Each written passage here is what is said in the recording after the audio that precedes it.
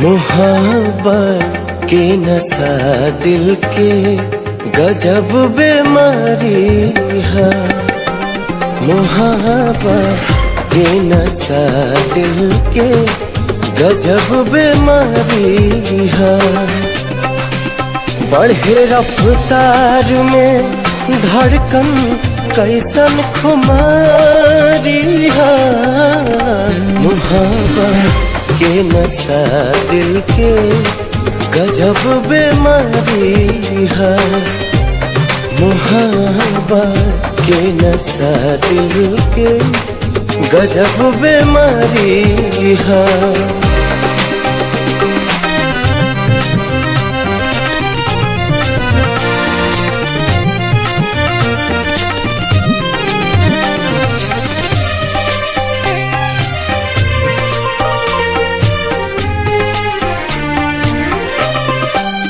कुहू के मन रोवे अखिया हंसी के ओट लेके।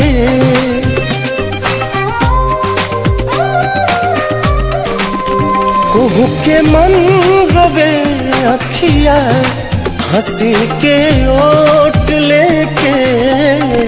मगर इजहार ना होके इहे लाचारी है।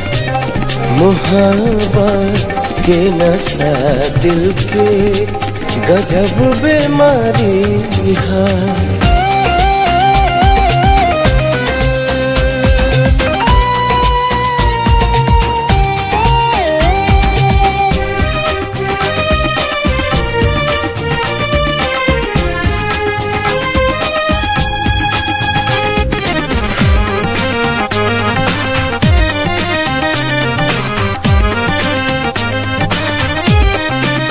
हंसा के ये रोबावेला हंसा के जान लेला।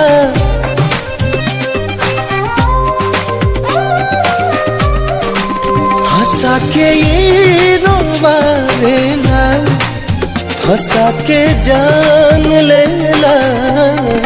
बहुत चालाक कातिल है सातिर शिकारी है। मोहब्बत के नशा दिल के गजब बीमारी है।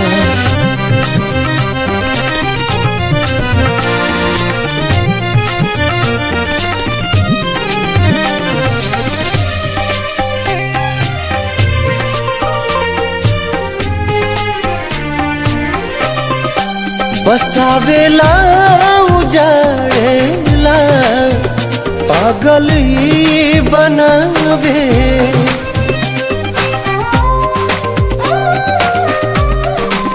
बसावेला उजाड़ेला पागल ही बनावे।